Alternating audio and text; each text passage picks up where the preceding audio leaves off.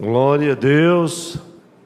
Saúdo a igreja mais uma vez com a graça e a paz do Senhor. Amém. Trazendo a saudação aos nossos irmãos que não ouviram no início, alguns já acessam depois, outros estão chegando. Que bom, meus amados, estarmos aqui na casa do Senhor. Eu quero convidar a igreja para a leitura, mais uma vez, de um texto na palavra do Senhor. E que bom voltarmos a esse precioso texto da primeira carta do apóstolo João, no capítulo 1. Nós lemos dos versículos 5 até o de número 10. Glória a Deus. Eu gostaria de reler esse texto em nome de Jesus. Primeira carta do apóstolo João, primeira epístola do apóstolo João, capítulo 1, versículo 5, leamos do 6 até o de número 10. Se dissermos que temos comunhão com Ele e andarmos em trevas, mentimos e não praticamos a verdade. Mas se andarmos na luz, como Ele na luz está, temos comunhão uns com os outros, e o sangue de Jesus Cristo, seu Filho, nos purifica de todo pecado. Se dissermos que não temos pecado, enganamo-nos a nós mesmos e não há verdade em nós. Se confessarmos os nossos pecados, Ele é fiel e justo para nos perdoar os pecados e nos purificar de toda a injustiça. Se dissermos que não pecamos, fazemo-lo mentiroso e a sua palavra não está em nós. A igreja diz amém. Se você puder, abra comigo a sua Bíblia, abramos juntamente, no Evangelho do Senhor Jesus, escrito por Lucas, capítulo 12, versículos 2 a 5. Pois foi este versículo, esse texto, que nos levou até a primeira carta de João. Glória a Deus. E você vai entender no transcorrer da mensagem essa conexão muito bem. Lucas capítulo 12, versículos 2 a 5. Leio na tradução Almeida Revista e Corrigida. Nos diz a palavra do Senhor: mas nada há encoberto que não haja de ser descoberto, nem oculto que não haja de ser sabido. Porquanto tudo que em trevas dissestes à luz será ouvido, e o que falastes ao ouvido no gabinete sobre os telhados será pregoado. E digo-vos, amigos meus, não temais os que matam o corpo e depois não tem mais o que fazer, mas eu vos mostrarei a quem deveis temer. Temei aquele que depois de matar tem poder para lançar no inferno. Sim, vos digo, a esse temei. A igreja diz amém. Queridos e amados irmãos, a palavra que o Senhor trouxe ao nosso coração, ela nos fala sobre a necessidade de vivermos na luz. Glória a Deus. A luz que não é um estado, a luz que não é algo como em outras religiões é cantado em verso e prosa, uma iluminação. Não, a luz é uma pessoa. O próprio Jesus disse: eu sou a luz. E depois ele afirma categoricamente: vós sois a luz. E ele mesmo diz ainda: eu sou a luz do mundo. Aquele que me segue não andará em trevas. E João 1,4: nele estava a vida, e a vida era a luz dos homens.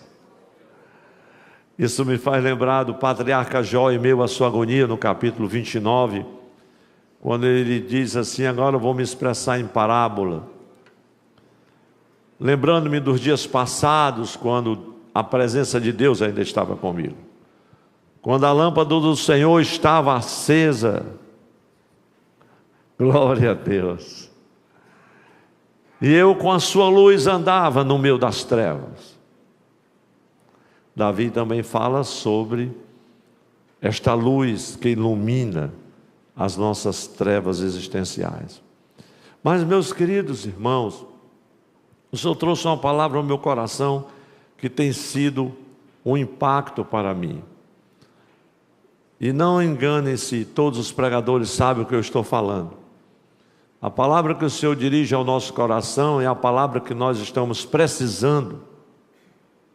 É a palavra que nos ensina, que nos confronta, que nos exorta. É a palavra que nos alimenta.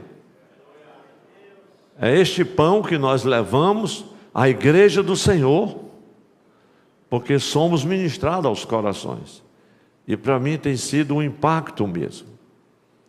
E falar com a igreja, que nós estamos falando de luz, estamos falando desta luz que é Jesus, a sua presença, mas isso aponta para a nossa interioridade, o nosso interior, o exterior de cada homem. Todos nós temos esse mundo interior que é formado de diferentes partes. Eu não estou falando, não confunda o homem interior, onde o Espírito de Deus testifica com o nosso espírito, o homem interior que foi renovado pelo poder do Espírito Santo.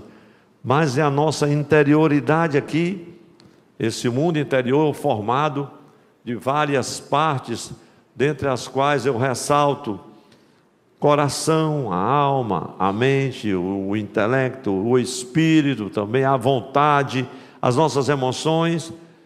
Estou falando da vida que continua dentro de nós, no nosso interior, nossos pensamentos.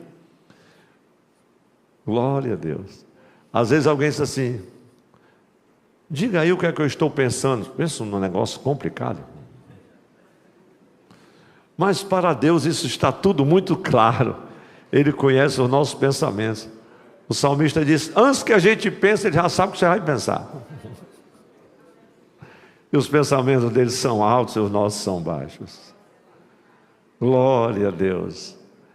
Mas, irmãos, é incrível porque essa vida no interior que continua dentro de nós, ela está apontando para os pensamentos, as sensações que nós desfrutamos, as nossas atitudes, sentimentos e opiniões.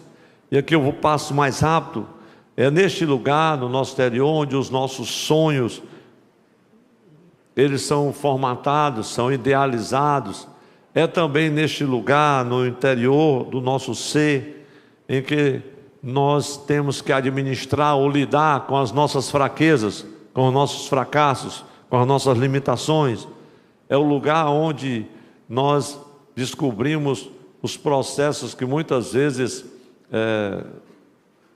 nos levam a enfrentar alguns complexos, sabe, meus irmãos?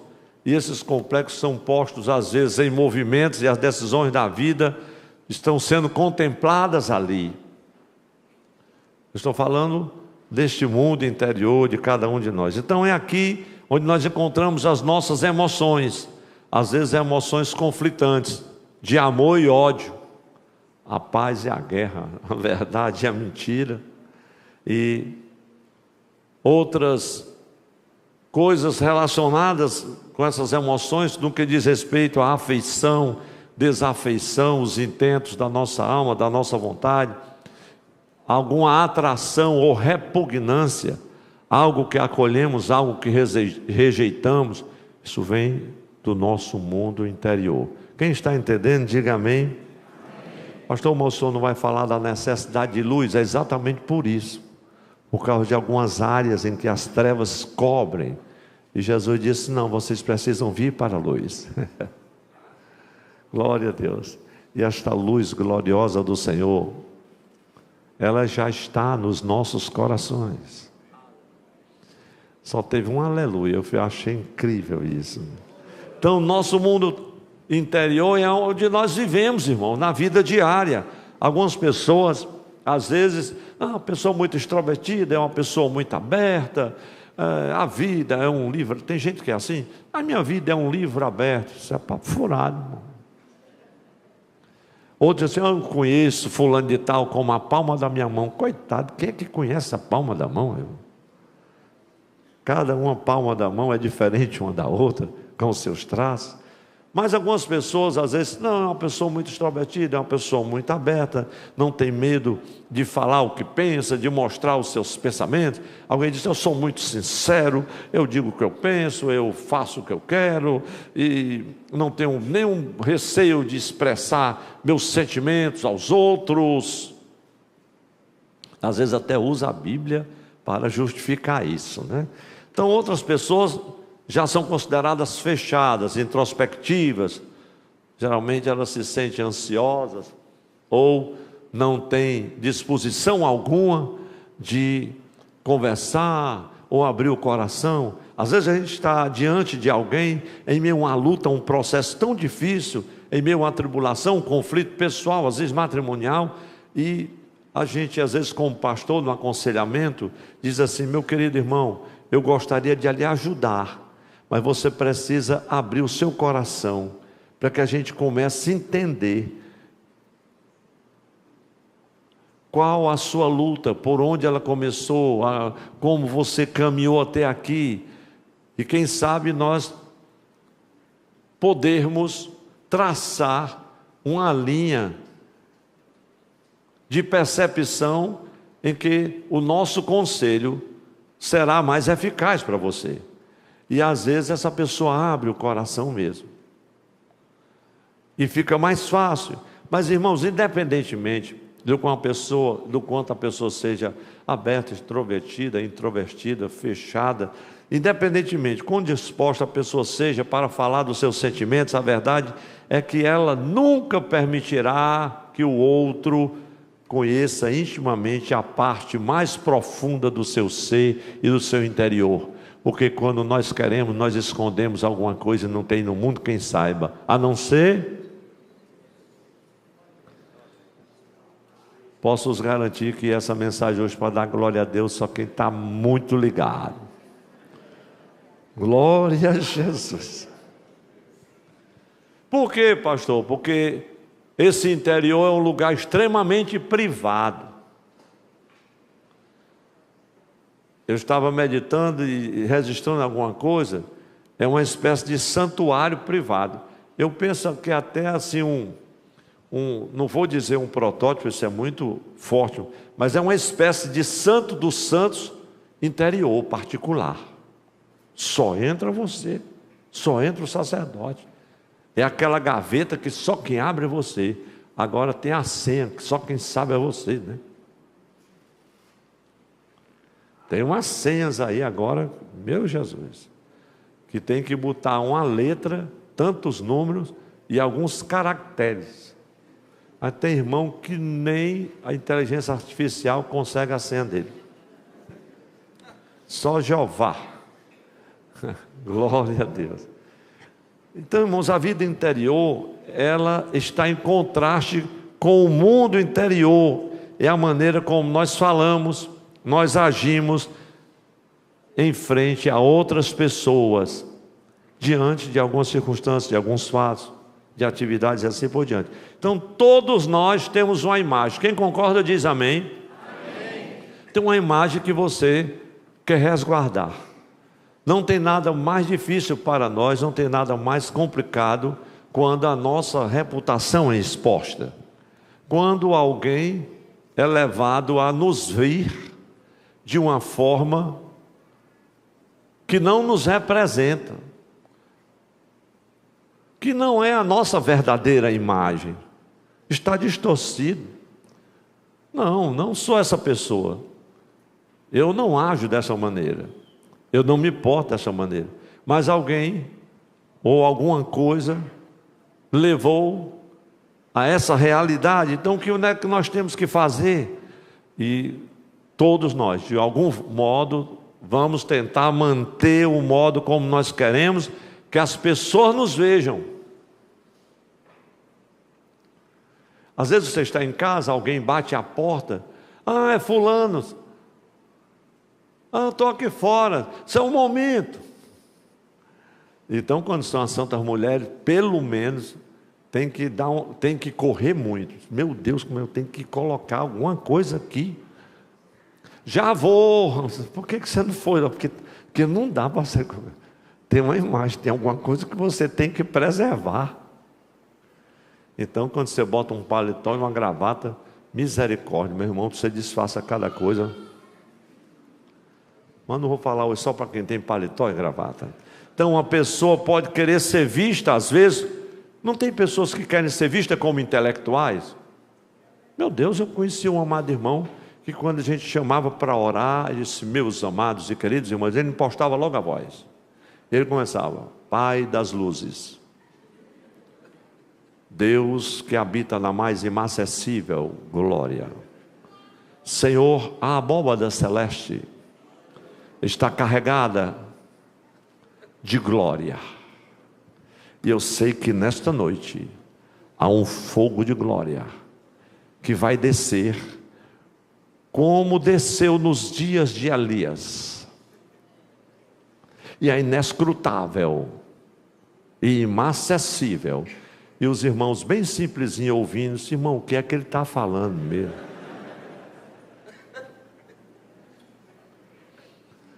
E eu estava pregando recentemente numa escola bíblica, e preguei por 1h20 e não me dei conta do tempo. Perguntei: pastor, que hora termina? O irmão gritou lá no meio da igreja: tão cedo. E quando terminou, um irmão me procurou e disse: pastor, eu quero lhe agradecer, foi tudo maravilhoso, mas uma coisa me tocou. Porque nós estamos ouvindo aqui a palavra há vários dias com muitos pregadores, catedráticos, homens preparados. Mas nessa manhã de domingo, eu quero lhe agradecer, porque o senhor não falou uma palavra em grego nem em hebraico. Eu disse: graças a Deus, hoje eu ouvi uma mensagem em português. É claro que ele estava exagerando. Mas às vezes tem alguém que ele quer demonstrar, ele quer passar essa imagem de intelectualidade, alguém culto. Na verdade, às vezes é um acadêmico mesmo, é um pesquisador, é alguém muito preparado. Mas ninguém precisa passar nada disso não, porque ninguém esconde uma cidade edificada sobre um monte. É ou não é verdade, meus irmãos? Quando você chega no altar, isso aqui não é um palanque não, é a graça de Deus que vai fazer diferença. Às vezes Jesus vai usar alguém com português assim um tanto quanto truncado. Só não pode ser heresia, mas se for Bíblia, pode ter certeza que o Espírito Santo vai operar. As pessoas tentam passar aquela mensagem, ele quer ser visto como uma pessoa intelectual, muito culto. Outros querem ser vistos como uma pessoa dura, inflexível, caro. Só dirige o culto para estar com raiva. Eu não sei se está com raiva de Jesus, é raiva dele. Com quem tem raiva? Como é duro, terrível. É um servo de Deus, mas pensa numa pessoa. Ele quer passar essa imagem. Às vezes é uma imagem de intolerância, de grosseria. E grosseria tem limite. O púlpito da igreja, mas eu quero ir adiante. Às vezes tem outras pessoas que querem ser vistas como meigas. É um doce de coco. Não sei porque eu falei esse doce de coco. É uma expressão, né? Bem cearense, né? Aquela pessoa meiga, amado irmão, e beijinho, beijinho, tchau, tchau, um sorriso tão grande. Meu irmão, Jesus misericórdia, não queira ver essa pessoa sem essa meiguice, porque você vai correr com medo dela. Mas ela quer ser vista como essa, ou ela, eu digo ela, ou ele, né? Então as impressões que nós deixamos, ou que nós desejamos projetar, muitas vezes são tecidas, meus irmãos, lá no nosso interior, e é lá mesmo que elas são tecidas, e a gente quer que ela se expresse essa imagem, ou expresse essa imagem diante dos outros. Diante dos outros. Eu às vezes me assusto com a imagem que algumas pessoas querem passar. É um sapato de couro de jacaré, uma camisa vermelha, uma gravata branca florida, um paletó marrom. Não tenho nada contra o paletó marrom, me desculpe, irmão, mas se os meus obreiros, se dependesse de mim, nem usavam uma camisa vermelha. Com paletó, eu fico assim pensando que é um paparroia, sabe? Assim, meu Deus, numa roça. Vocês estão sorrindo, né? Porque a gente tem a tendência de projetar a nossa imagem do jeito que a gente quer, meus irmãos, sabe? A gente tem essa tendência mesmo. A gente projeta a imagem do jeito que nós queremos que as pessoas nos vejam.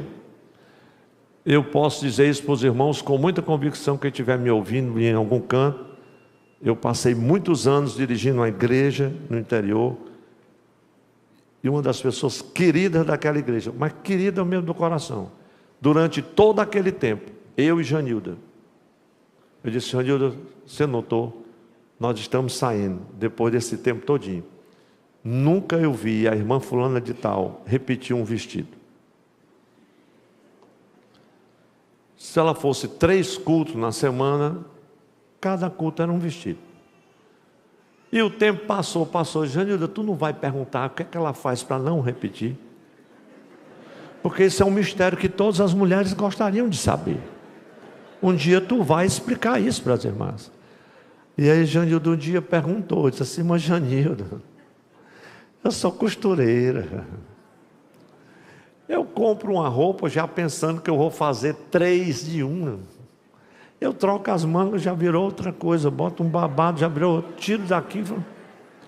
Eu faço a festa, eu faço... E era uma especialista, principalmente para quem gosta de renda, né? Tem umas irmãs que gostam muito da renda, né? Ela dava um show com aquelas roupas. Embora tinha dia que ela vinha, que eu vou dizer uma coisa, parecia mais uma árvore de Natal, mas era uma bênção. Mas ela gostava de projetar aquela imagem para as pessoas. Então nós somos cercados, irmãos, de cristãos, e nós tendemos a projetar aquela imagem também de que somos espirituais. Não tem gente assim? Meus irmãos, aquela coisa, e ora e não tem mais, e levanta as mãos. E tem uns irmãos que choram sem chorar. Vocês já viram isso? É porque ele quer projetar a imagem que ele é espiritual. Ele começa a pregar, e aí de repente começa a chorar. Aí ao mesmo tempo para o choro, e aí já está com raiva. Mas é só um choro fictício. É um ator. Tem uns atores por aí. Meu Jesus. Quer projetar aquela imagem de que é espiritual. Por que ele quer projetar uma imagem que é espiritual? Estou falando desse mundo interior. Porque nos círculos cristãos, parecer espiritual, meus irmãos, é o que leva os outros a nos admirarem e nos respeitarem. É um homem de Deus, uma mulher de Deus. Deus usa esse homem. É uma palavra profética. Então, de repente, irmãos, é coisa do céu. E as pessoas ficam impressionadas. E mal termina o culto: irmão, o senhor pode orar por mim? Mas acabou de orar. O senhor pode orar de novo? Se não é um homem de Deus, o senhor deu uma palavra a ele. Sim, porque ele deu uma palavra profética há pouco, não significa que ele vai ter uma profecia para ti agora. Mas é como se ele tivesse a obrigação de ter. E ele sai orando e sai colocando a mão na cabeça, e tem uns que ele empurra e cai, e as pessoas adoram isso.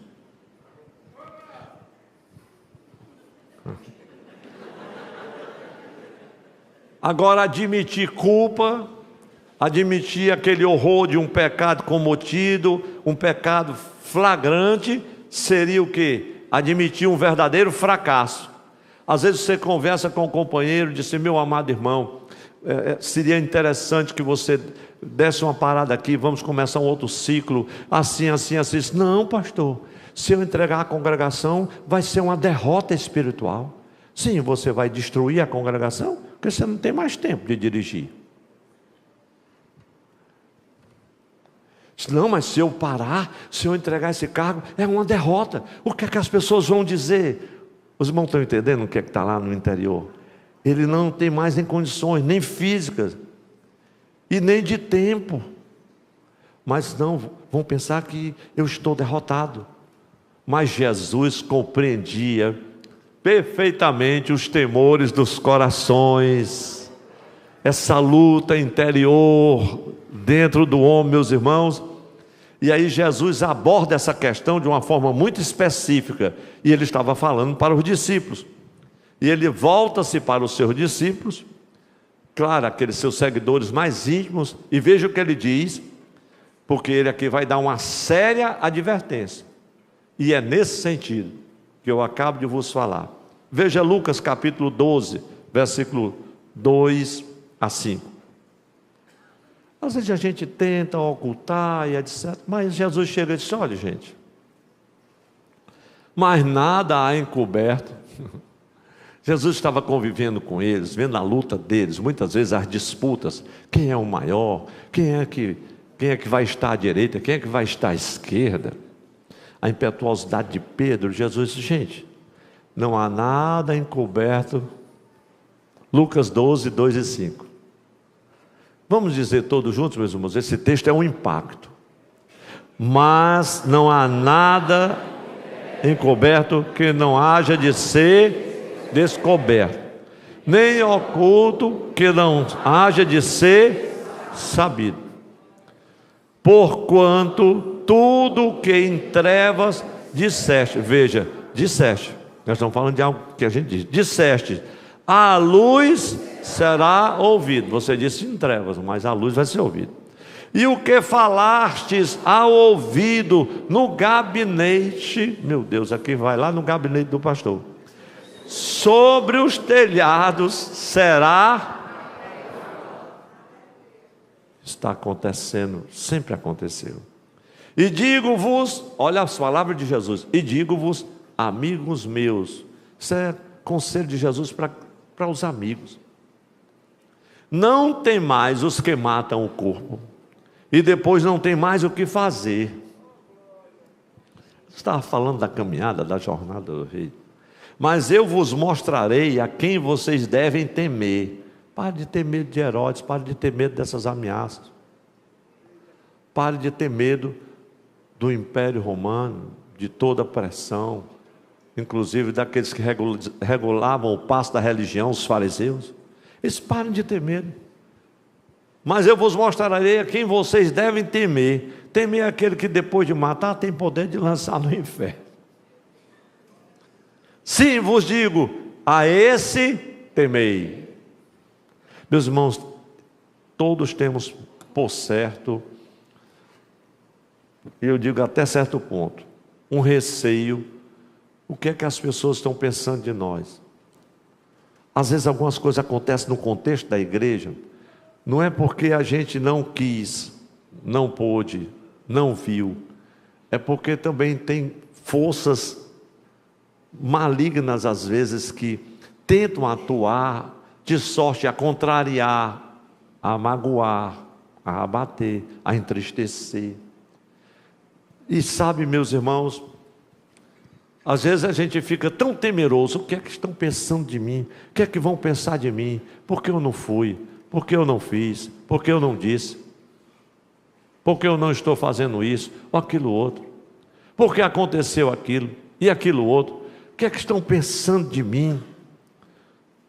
Eu suponho que isso começa lá no jardim da infância, quando a gente ainda está lá no playground da escola. Isso começa de lá, onde as crianças às vezes podem ser cruéis umas com as outras, não é não, meu irmão? Tem umas crianças que quando é pequenininho, eu vou dizer uma coisa, irmão, planta o terror.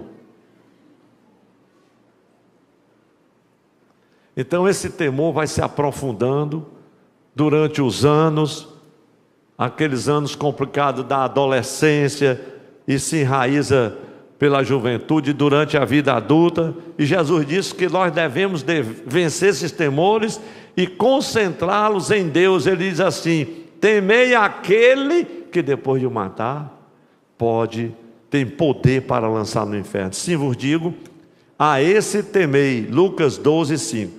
Em outras palavras, Jesus estava dizendo que nós devemos nos preocupar mais preocupados com a realidade de nossa condição espiritual interna do que com a nossa aparência aos olhos dos homens. Quem entendeu, diga amém. Era isso que Jesus queria passar. Olha, vocês deviam se preocupar mais com a realidade da condição espiritual de cada um de vocês, do que com a aparência que vocês estão dando à sociedade que nos cerca. Então, o conflito entre o modo como nós nos apresentamos exteriormente e o modo como nós vivemos interiormente é um tema predominante nas Escrituras. Segundo alguns estudiosos, são milhares de vezes que essa questão da interioridade é tratada. Mas veja como Paulo trata isso em Romanos, capítulo de número 2, versículo 28 e 29. Veja como isso é real, meus irmãos e irmãs. Romanos 2, 28 e 29. Porque não é judeu o que o é exteriormente, nem é circuncisão a que o é exteriormente na carne. A igreja está entendendo. Mas é judeu o que o é no interior. Ele nasceu judeu. E circuncisão a que é do coração, no espírito, não na letra, cujo louvor não provém dos homens, mas de Deus. Glória a Jesus. Veja nessa mesma linha de raciocínio o que diz o apóstolo Pedro no tocante às mulheres da casa do Senhor na sua época. E aqui eu leio na NVI, 1 Pedro 3, 3 e 4. Ele diz assim: as mulheres cristãs dos seus dias. Eu digo as mulheres cristãs dos meus dias, a mesma coisa. A palavra de Deus, passaram-se muitos anos, mas os princípios e as verdades que elas esposam, que elas expressam, nunca caduca, nunca envelhece. Os princípios estão atualizados. O contexto pode ter mudado em alguma coisa, mas o princípio não envelhece. Veja o que diz o texto, 1 Pedro 3, 3 e 4 na NVI. A beleza de vocês, ele está falando para as mulheres, não deve estar nos enfeites exteriores, como cabelos trançados e joias de ouro ou roupas finas. Ao contrário, aqui é o exterior. Ele disse, não, gente, a questão é mais profunda, é lá no interior. E ele vai, ao contrário, esteja no ser interior, que não perece, o ser interior que não perece. Beleza demonstrada num espírito dócil e tranquilo, o que é de grande valor para Deus. Quem diz amém? Amém. Nesse mesmo contexto, veja o que diz o profeta Isaías no capítulo 29, versículo 13. Porque Deus vai dizer pelo profeta Isaías, como é especial. 29, 13 de Isaías. Porque o Senhor disse, pois que este povo se aproxima de mim, e com a boca e com os lábios me honram, mas o seu coração se afasta para longe de mim. Mas está louvando.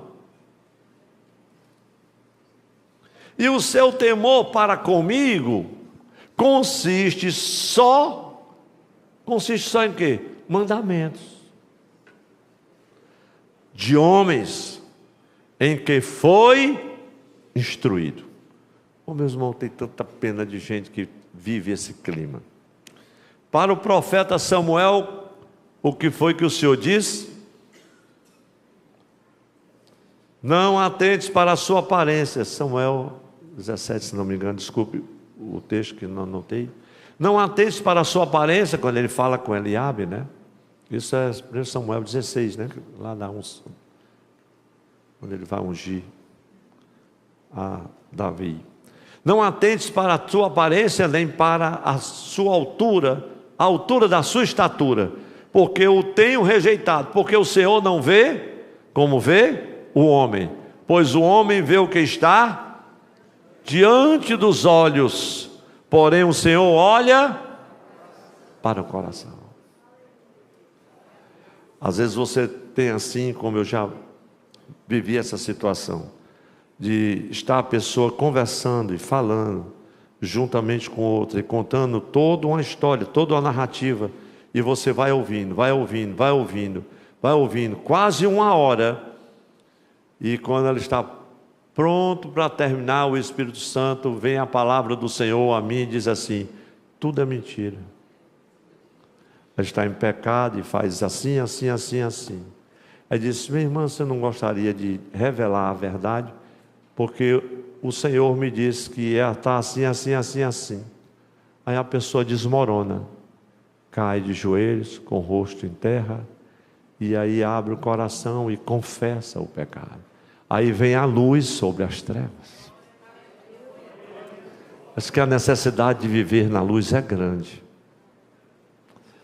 Meus irmãos e minhas irmãs, existe, eu acredito, segundo os melhores escritores, mais de 2.000 referências diretas na Bíblia para a vida interior, que eu estou falando um pouquinho aqui.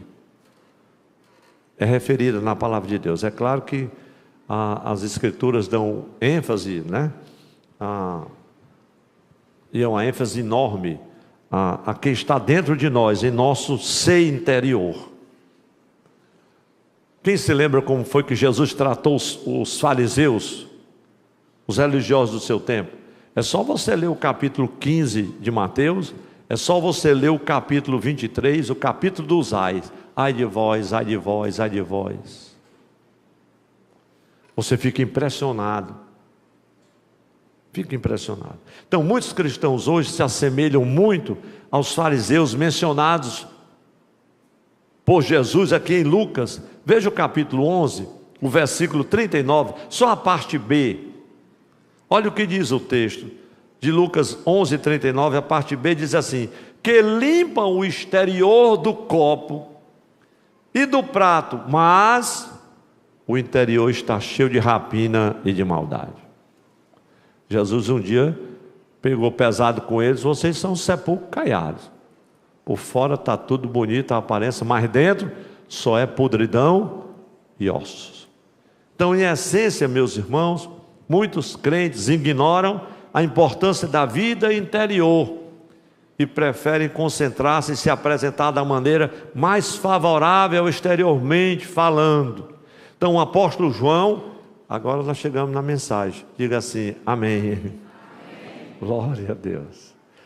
Essa introdução assim, ela quebra as regras, meus irmãos, da homilética, mas os professores perdoam.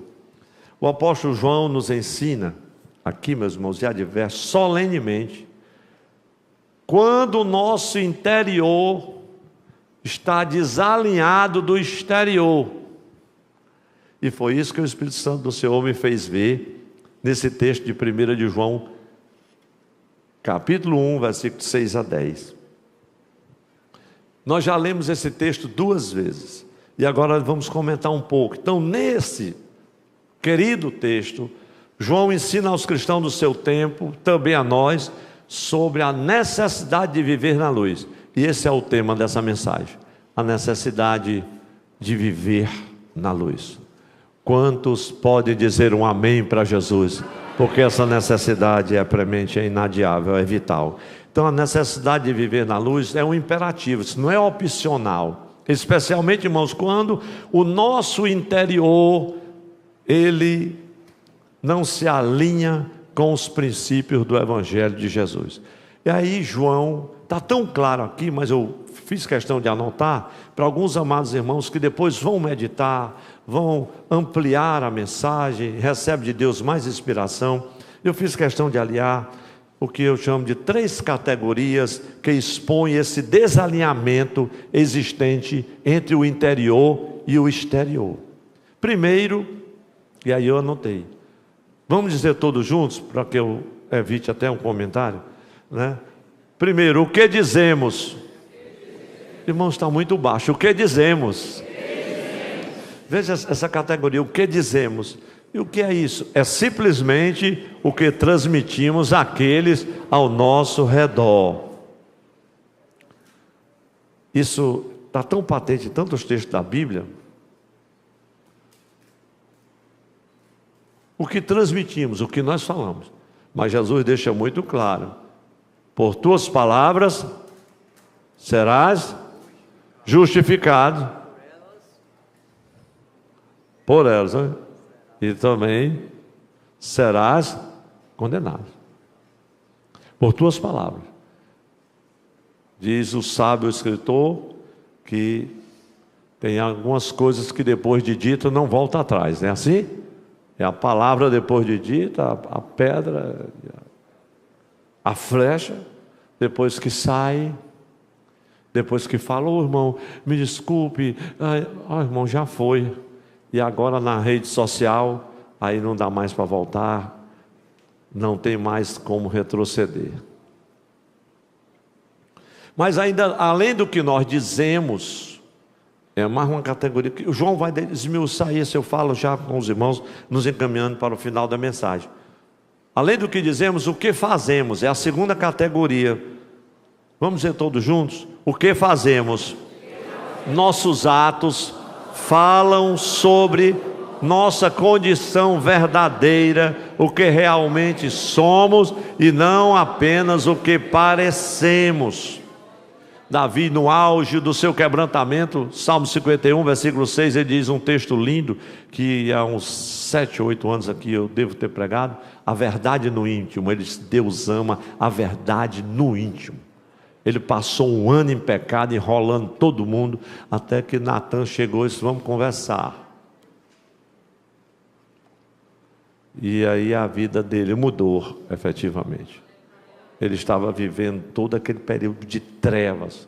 Aí o Senhor disse: Deus ama a verdade no íntimo. Jesus disse também no Sermão do Monte: vocês me honram somente na aparência. Todos nós conhecemos esse texto. Mas tem uma terceira categoria, diga-se comigo: o resultado. E aqui nessa terceira categoria, irmãos, descreve o resultado, ou seja, as consequências do que dizemos e fazemos. Perguntando à igreja: tem consequência ou não tem, irmãos? O que a gente diz e o que a gente faz. Então, quando uma pessoa às vezes transfere a culpa para a outra, que isso é muito comum, quando uma pessoa age de forma precipitada, errada ou pecaminosa, a tendência é transferir a culpa para outra pessoa. Para quê, pastor? Para esconder, para minimizar o seu próprio pecado. Então tem algumas pessoas que, quando elas são confrontadas, se defendem em bases emocionais. O que é se defender em bases emocionais? Defender-se em bases emocionais é você se defender acusando os outros. Estão dizendo isso assim: e fulano? E sucrano? Por que é que também não faz assim, assim, assim? Não, meu irmão, conversando com você. E o senhor não viu, não? E aquele caso? E por que é que não resolveram? E agora é só comigo? É gente se defendendo em bases emocionais, tentando acusar outras pessoas e querendo condenar outras pessoas. Talvez assim ele faça ou promova uma vingança, quem sabe particular.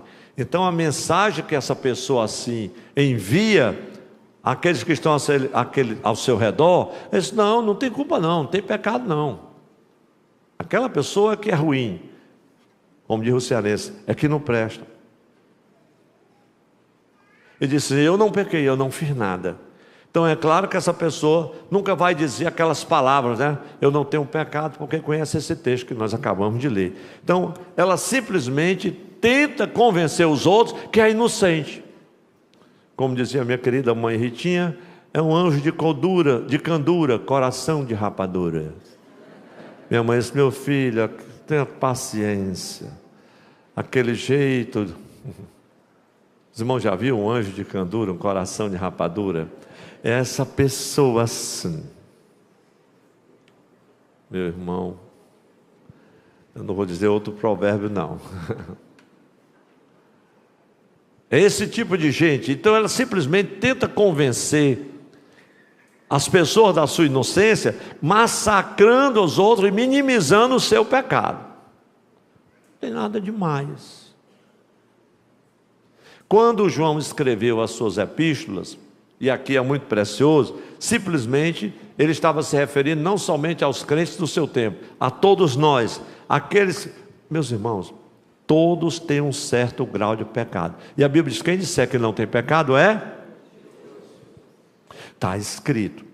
Então a nossa natureza carnal humana, ela é uma realidade. E se nós não andarmos na luz, não andarmos em espírito, essa natureza, ela vai se fragilizar a tal ponto que vai levar você a ser coberto por essas trevas, lá no teu interior. E então, quando o pecado é de ordem sexual, e a pessoa não se arrepende, parece que há um grau maior do resultado, como nós falamos. Não é somente do que a pessoa praticou, mas é o resultado. Essa pessoa, porque não se arrependeu, e mesmo depois de arrependido, acaba sendo considerado como hipócrita. São mais culpados ainda. Por causa de quê, pastor? Por quê? Por causa da hipocrisia. Alguns são capazes de ministrar em pecado, pregar uma graça que não desfruta, condenar pecados pelos quais não foram libertos. Isso é a hipocrisia na expressão máxima, dentre outras coisas. Mas por quê? Porque o seu pecado é muito mais profundo. O escândalo é maior. Não, irmão, cometeu aqui um desatino, etc e tal. Mas de repente emerge um escândalo de ordem moral, envolvendo uma fornicação, um adultério, alguma coisa assim, que destruiu uma família. Isso tudo é muito traumático, sim ou não, meus irmãos? É muito traumático, principalmente quando isso ganha corpo ou publicidade. Mas João vai mostrar claramente, eu já vou, irmãos, tentar terminar a mensagem, como é vital e importante trazer nosso pecado à luz, através da confissão. Quem diz amém? Amém. Glória a Deus, eu gostei do amém. Então a palavra, eu não vou me arriscar no grego, mas a palavra grega no original, para a confissão, significa estar de comum acordo. Estar de comum acordo com o outro. Então, quer reconheçamos ou não, para nós mesmos ou para os outros, que o nosso pecado está presente, ele ainda existe e Deus o vê. Porque quando você quer esconder, você esconde, só não vai esconder de Deus. Então, quando nós confessamos o nosso pecado e andamos na luz, como ele na luz está, o que acontece, irmãos? O sangue de Jesus Cristo graciosamente vai nos limpando, nos limpa de todo pecado, de toda culpa, e nós entramos em comunhão com Ele, entramos em comunhão com o nosso próximo. Então, não é suficiente a pessoa lutar com o seu pecado, ela deve ir para a luz, como Cristo está na luz. Você não é páreo para o pecado, não é páreo para a escravidão do pecado. Somente o plano da redenção em Cristo Jesus pode confrontar o pecado. Glória a Deus. É o sangue de Jesus que nos purifica. Então as trevas são domínio do diabo. Aqueles que se recusam a trazer seu pecado à luz estão escolhendo permanecer em pecado. Você às vezes está tratando de um assunto assim e a pessoa diz: olha, pastor, eu vou processar, eu quero as testemunhas, eu não aceito, o negócio aqui vai ficar insuportável, porque eu não fiz, e você diz: meu Deus, esse homem realmente não praticou. Eu acho que quem está em pecado sou eu, ele não fez nada, eu fui quem fiz tudo. E ele consegue dizer que não fez nada e bate o pé e é capaz de processar, fazer um BO, aí passa-se anos e anos e anos, 5, 10 anos, e depois chega o dia em que a conta chega e você vai vir nessa mensagem. Aí você: pastor, naquele tempo, realmente eu escondi, bati o pé, disse que não fiz, mas tinha feito tudo. E por isso eu estou aqui, ao quebrado, na situação que eu estou.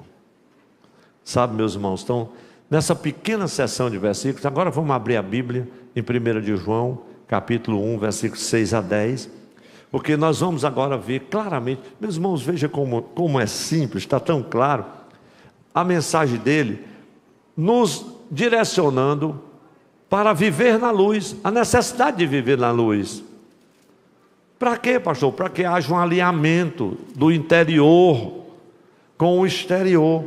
Então, em 1 de João, capítulo 1, veja os versículos 6, o 8 e o 10. Ele apresenta cada um desses versículos, eu fiz questão de anotar, para que você também depois guarde. Então ele apresenta cada um desses versículos, são 3 categorias, e ele vai expor aqui esse alinhamento existente entre o interior e o exterior do cristão. Então vamos acompanhar, os irmãos acompanhem comigo, está anotado. Então veja essa primeira categoria que nós já falamos anteriormente. O que nós dizemos, né? A segunda, o que faremos. E a terceira, o resultado do que nós dizemos e fazemos. Então vamos avaliar isso nesses textos dos versículos 6, 8 e 10. 1 de João 1 e 6 diz assim, a igreja pode repetir comigo? Se dizemos, veja, se dizemos o quê? Se dizemos que temos comunhão com Ele. Bem, você diz que tem comunhão com Deus, mas e o que você está fazendo? O que você faz? E o que fazemos? Eu coloquei uma interrogação aí. E aí você já pode deduzir. Veja como é que está a sua comunhão com Deus. O que é que você está fazendo? Como é que você está agindo? Se nós dizemos que temos comunhão com Ele e fazemos o que nós não devemos fazer, todo mundo já entendeu? O que é que ele diz? E o que fazemos? E andamos em trevas. Você diz que tem comunhão com Deus, mas o que é que você está fazendo? Está andando em trevas. Mas que trevas? Da licenciosidade, da pornografia, da mentira, da inveja, da enrolada, da trambicagem. Pastor, mas não tem irmão trambiqueiro. Você é que pensa. Compra, não paga ninguém, enrola, passa o cartão para não pagar mesmo. Depois, não, o cartão eu quebrei. Sim, e a conta? Diga para quem está ao seu lado, já entendi, pastor. Os irmãos já entenderam. A igreja está entendendo o que eu estou querendo dizer. Eu estou só refrescando a memória. Mas o texto diz assim, veja só essa questão do alinhamento. Nós estamos falando de alinhamento do interior com o exterior, para a gente não levar uma vida dupla. Se dizemos que temos comunhão com Ele, o que fazemos não concorda com isso, o que é que está acontecendo? Nós estamos andando em trevas. Qual o resultado dessa situação, dessa realidade? Diga comigo, mentimos, não praticamos a verdade. Tá, é fácil ou não é, meus irmãos, de entender? Veja, aí vem o versículo 7, João diz, sabe uma coisa? Eu vou aconselhar vocês. Olha o que ele diz, o apóstolo, aconselha assim. Olha, você está dizendo uma coisa, está dizendo que tem comunhão com Ele e está fazendo coisas que demonstram que você anda em trevas. Então o resultado disso é que você está mentindo. Aí João disse, meus irmãos, faça o seguinte, começa a aconselhar, vamos alinhar o interior com o exterior. Se nós andarmos na luz, como Ele na luz está. Aí o que é que acontece? Aí nós temos comunhão com os outros. E o sangue de Jesus nos purifica de todo pecado, inclusive da mentira que Ele falou. Dessa falsa comunhão. E aí vem o versículo 8, mais uma vez a presença das 3 categorias. Olha como são patentes, né? Aqui essas categorias que vão confirmar, aqui meus irmãos, a existência de um desalinhamento entre o interior e o exterior. Veja como isso se processa. Versículo 8, vamos ler juntos. A mídia está me ajudando bem, glória a Deus. Se dissermos, então você está falando, se dissermos que não temos pecado, o que é que nós estamos fazendo? Se dissermos que não temos pecado, estamos enganando a nós mesmos. É o pior tipo de ludíbrio. Se não, o HD rodou bem, 1 ou 2 Coríntios, vocês conferem, 3 e 18. Paulo fala do alto ludíbrio. Engana-se a si mesmo. Isso é a pior coisa. Tem até um provérbio cearense que diz assim, me engana que eu gosto. Isso é coisa do interior. Ninguém gosta de ser enganado. E o texto está dizendo assim, Se dissermos que não temos pecado, as primeiras orações que eu aprendi quando na minha meninice, aceitei Jesus com 12 anos, eu aprendi a orar assim: Pedro, Senhor, perdoa meus pecados por pensamento, palavras e obras. É assim as primeiras orações que a gente aprende quando é pequeno, né? Porque tem os pecados do pensamento, né? Por pensamento, palavras e obras. Uma criança já está orando assim. Não era assim, não, mas as primeiras orações, foi assim que a gente aprendeu a orar no início, com os nossos pais. Hoje os irmãos não estão mais orando assim, não, será? Então, glória a Deus. Se dissermos que não temos pecado, o que é que nós estamos fazendo? A igreja diz: enganamos-nos a nós mesmos. E qual é o resultado dessa atitude? Qual é, meus irmãos?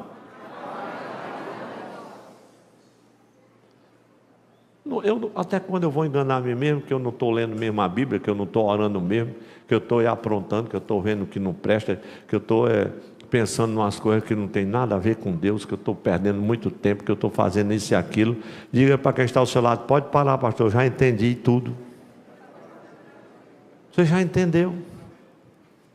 Ele disse: então o resultado disso é que não há verdade em nós. Oh, meus irmãos, vamos adorar.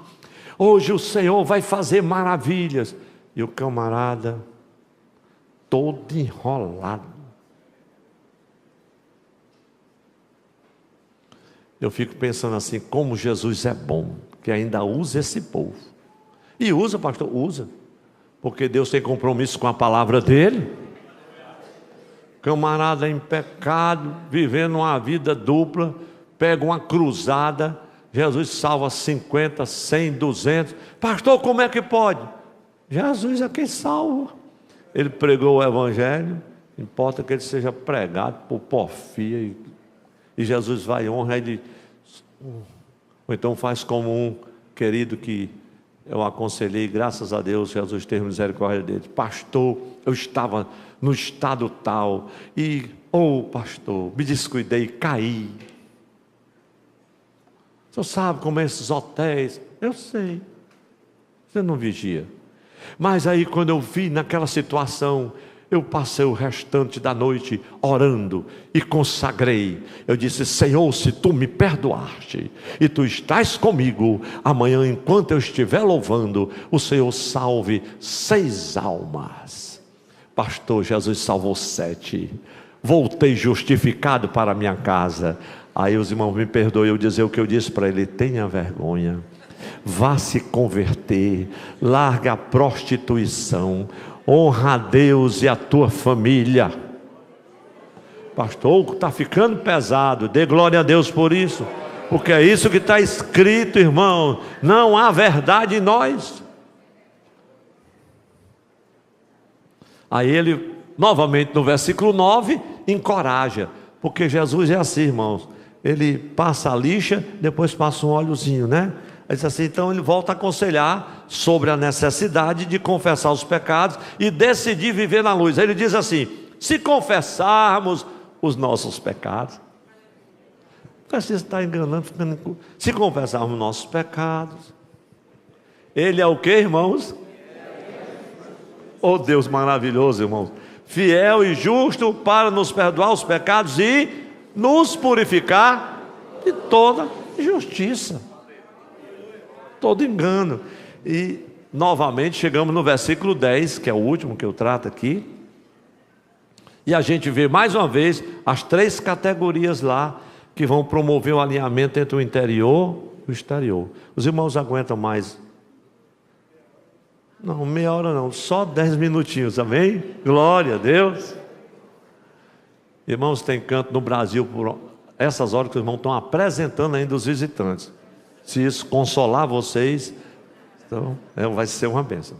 Então, em 1 de João 1:10 está escrito assim, vamos dizer todos juntos: se dissermos que não pecamos, escute só, se dissermos que não pecamos, e o que é que nós estamos fazendo? Estamos dizendo que não estamos pecando. Não, irmão, está maravilha. Mas você está fazendo o mesmo, é o contrário. O que é que Deus está dizendo? Fazemos-lo mentiroso. Qual o resultado, qual a realidade da minha situação? A sua palavra não está? Então o que eu digo, o que eu faço, o nosso testemunho pessoal, a nossa vida, a nossa religião na prática, ela tem que condizer com o nosso estilo de vida, e o nosso estilo de vida tem que condizer com a palavra. Então, meus amados e queridos irmãos, eu creio que podemos ver claramente aqui nesse texto de João, capítulo 1, versículos 6 a 10, 1 de João, como a sua mensagem é clara quanto à necessidade de nós vivermos na luz, para que haja um alinhamento entre o interior e o exterior. Então, o cristão que julga que pode, meus irmãos, isso é tão difícil de pregar, é desafiador. Se o cristão, vamos falar assim, se o crente pensa, ou ele julga que pode continuar se escondendo, ou escondendo o seu pecado, por fim, ele vai acabar descobrindo que Deus o ama tanto, que não vai permitir ele continuar preso em meio a essas trevas, a essa escravidão de pecado. É Deus que vai entrar em ação, por causa da misericórdia dele, porque a necessidade de viver na luz é crucial, e o Senhor cuidará para que isso aconteça. Se lembra daquele provérbio bem assembleano, quando não vem no amor, vem pela dor, né? Então, e qual é o método que Deus vai usar, pastor?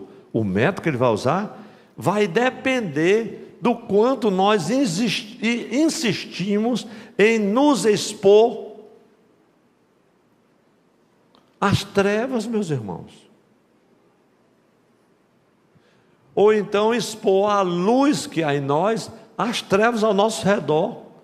Vamos dizer assim, aqueles eclipses da nossa natureza carnal, né?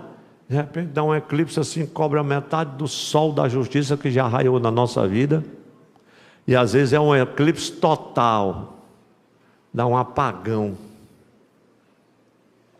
e Deus vai tratar isso. Não, eu preciso tratar essa pessoa. E aqui eu me lembro de como o Senhor tratou Pedro. Eu posso contar essa história, que ela é bíblica. O Senhor disse: Pedro, deixa o HD rodar aqui, Lucas 22, 31 e seguinte, até o 34, por ali. Mas o 31 e 32 vai dizer assim: Simão, Simão, Satanás me pediu para cirandar com vocês. Aí o Senhor disse: mas eu orei ao Pai para que a tua fé não desfaleça. Depois eu vou dizer, quando você se converter. Eu acho isso interessante, pastor Afonso, porque o Senhor me disse assim: Simão, Simão, Satanás pediu para se andar com você, mas eu orei ao Pai para que ele não penere. Eu proibi isso dele. Não, não, Senhor. Pedro precisa ser peneirado. Eu roguei ao Pai para que você não desfaleça. Os irmãos sabem como era a peneira daquela época? É tipo essa peneira que quem já trabalha na construção sabe muito bem, pastor Fabião, né? Já foi construtor há muito tempo. Era aquela peneira grande, como quem peneira areia grossa, né? Um homem de um lado, outro do outro, e aqui tinha uma caixa grande, colocava o trigo. Ele pediu para peneirar como o trigo. E haja balanço, a impureza. E às vezes o Senhor nos faz passar nessa peneira, ou permite, para que a impureza largue, para que as trevas saiam, para que a casca saia, quebre e saia o mais puro trigo. Glória a Deus. Para que aconteça o que Otmani dizia: a gente seja realmente pão partido e vinho derramado. É isso que vai fazer a diferença, meus irmãos. Mas aí o que acontece com Pedro? Pedro vai para a peneira, chega lá no pátio, na casa do sumo sacerdote. Tu és um deles. Não, não conheço. Até a voz está dizendo que você é um galileu. Não sei de quem você está falando. Não, você andava com ele. Nunca vi nesse homem. E aí Jesus olhou assim para ele: olha aí, Pedro, Você que ia até a morte, que dava a sua própria vida, passou na peneira, chorou amargamente. Depois Jesus o encontra, disse: Pedro, vem cá.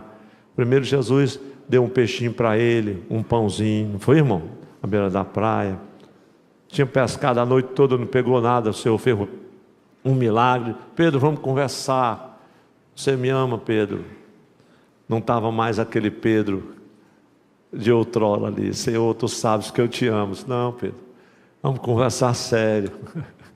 E os irmãos sabem, ali ele foi consagrado a pastor. A vida de Pedro mudou. Vai cuidar das minhas ovelhas. Mas primeiro teve uma peneira. E meus irmãos, eu posso vos garantir que a peneira sacode bastante. Eu não sei se é porque só eu que já passei por ela. Aqui ninguém passou, mas graças a Deus que essa peneira faz tão bem. E às vezes Jesus usa uns crentes atribulados, pior do que o capeta, balança para um lado e para o outro. E Jesus disse: se preocupe não, meu céu, você vai morrer não. Eu vou moldar o teu caráter, tu vai ficar mais paciente, mais amoroso. Teu temperamento era explosivo demais, eu vou ajeitar. Vai para a peneira em nome de Jesus. Eu não vou pedir para ninguém dizer isso aqui ao seu lado, que a pessoa vai se ofender. Então, irmãos, por exemplo, às vezes, eu estou tão empolgado com essa mensagem que agora eu vou parar, meu Deus. Irmãos, às vezes, o desalinhamento entre o interior e o exterior pode tornar-se evidente quando um crente fala. Sim ou não, meus irmãos? Irmão, tem crente que com 2 minutos de prosa, ele já diz 3 palavrão. Como assim? Eu já vi pastor falar palavrão no púlpito, porque ele está habituado a isso. Aí lembra de Provérbios 12, 13, tem um versículo lindo que diz assim: o laço do ímpio está na transgressão dos lábios, mas o justo sairá da angústia. Pelas tuas palavras você é justificado, pelas tuas palavras você é condenado. É tanta piada, é tanta da coisa. O irmão conhece tanta piada, tanta anedota. E conhece o que da palavra do Senhor? Não tem um texto para compartilhar? Não tem uma inspiração nova de Deus? Algo que você recebeu de Deus quando lê um texto? Algo que Deus vivificou e você está assim entusiasmado? Quer compartilhar com alguém para entender melhor? Isso é incrível. O desalinhamento, irmãos, às vezes não se manifesta somente na palavra, naquilo que você diz. Pode se manifestar, Jesus, eu vou ter que dizer isso, vou dizer. Pode se manifestar num olhar malicioso de um homem para uma mulher. Quer dizer para os irmãos que estão em casa que aqui é silêncio total. Não tem uns irmãos, crente, irmãos, aos olhos, Caboré perde a longe. As irmãs dizem, chamam ele de olho de peixe. Aquele olhar lascivo, aquele olhar que acompanha, que marca. Diga para quem está ao seu lado: pode parar, pastor. Entendeu? Aquele olhar que você vai e olha, esquece que está no trânsito e o carro, pá. Irmão, o que foi que aconteceu? Porque acabei meu carro, estava chegando na igreja. O que foi que houve? O diabo de uma mulher. Que diabo, irmão? É teu interior trevoso, atribulado. Agora os irmãos entenderam, né? Glória a Deus. Mas eu falei para os homens, me permita as santas mulheres também um pouco para vocês, porque às vezes não é só um olhar malicioso do homem, mas é uma insinuação sensual feminina. Todas as mulheres já entenderam o que eu estou dizendo. E quando uma mulher não tem um temor de Deus, e não anda no Espírito, e tem alguma área de treva nessa área da sensualidade, só basta um rebolado de cabelo e um olhar atravessado, o desastre já está feito. Meio caminho andado. Eu vou parar por aqui que a irmã Janilda está ouvindo. Como sabemos, meus irmãos, Jesus nos advertiu sobre isso no Sermão do Monte. Sim ou não, irmãos? Veja o texto, Sermão do Monte 6:23. Se, porém, os teus olhos forem maus, como é o teu corpo? O teu corpo será tenebroso. Meus irmãos, está falando coisas tremendas. Se, portanto, isso aqui é muito lindo, a luz que em ti há são trevas. Que luz é que há em você? A luz de Deus, a presença do Senhor. E de repente essa luz apagou. Se, portanto, a luz que em ti há são trevas, quão grandes serão tais trevas? Irmãos, permita-me fazer uma analogia. Tem pessoas que utilizam a luz elétrica da companhia de eletricidade, no caso a Enel hoje, já foi Coelce, já foi Light, é tanta coisa, mas hoje é Enel. Faz uma gambiarra. Eu não vou dizer um gato porque fica muito deselegante, mas uma gambiarra. Então tem crente que está assim na gambiarra. A luz que tem na casa espiritual dele é uma gambiarra.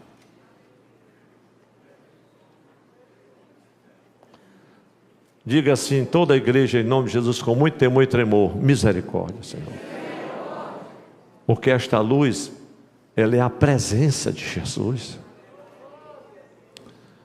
Isso nos remete lá para Efésios. Não entristeçais o Espírito Santo de Deus,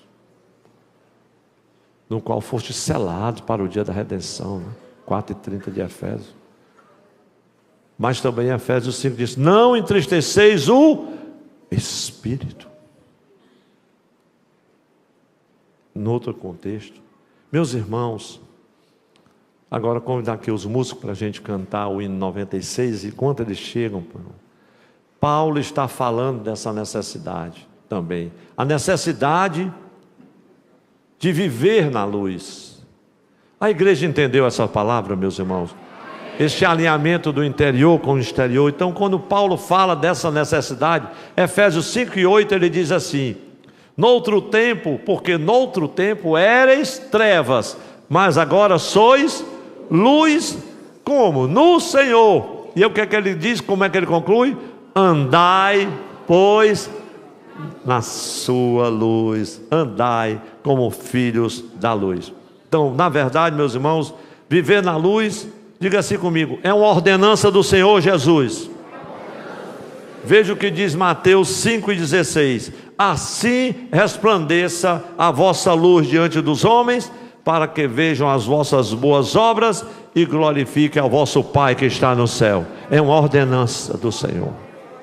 E aí voltamos para 1 de João 1:7. Se andarmos na luz, a igreja pode dizer comigo, é um texto para todo crente saber de cor. Se andarmos na luz, como Ele na luz está, nós temos comunhão uns com os outros, e o sangue de Jesus Cristo, seu Filho, nos purifica de todo pecado. Glória a Deus. Então, irmãos, viver na luz é andar em espírito. Mas se a gente permitir que algumas áreas das nossas vidas sejam cobertas pelas trevas do pecado, nós estaremos servindo a dois senhores. Isso é muito claro. Então, em certo ponto, a sua vida secreta vai ser exposta. Meus irmãos, e aqui é onde está o ponto mais difícil, pelo menos mais crucial na mensagem de hoje. É quando a gente é surpreendido de ver algumas pessoas queridas, irmãos amados, obreiros maravilhosos, homens que Deus usou de uma forma tremenda, mulheres abençoadas na casa do Senhor, e de repente tudo desmorona, porque havia uma vida secreta, algo fechado ali, para aquelas pessoas em derredor. Isso me remete lá para Números, capítulo 32, versículo 23. se vocês não fizerem assim, assim, assim, assim, diz o texto sagrado. Aí o versículo termina: o vosso pecado vos achará. Na vida do líder, 3 coisas acontecem. Pastor, aonde foi que o senhor tirou isso? Não, essas palavras não são minhas. É de Aido Wilson Tozer. Tozer diz assim: quando o líder permite que por muito tempo o pecado e a vida secreta, em meio às trevas da corrupção, etc e tal, e ele vai fazendo a exposição, ele termina assim: 3 coisas acontecem na vida do líder. Primeiro, o Senhor retira a sua unção. Segunda coisa, expõe publicamente o seu pecado. Terceira coisa, faz cessar o seu ministério. Isso é muito duro, mas é exatamente isso que acontece.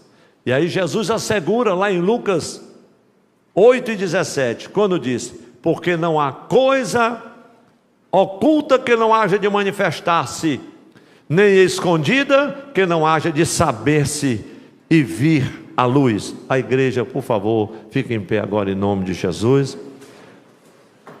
Pastor, mas o senhor pregou mais de 1 hora, mas eu tenho crédito, né, meus irmãos?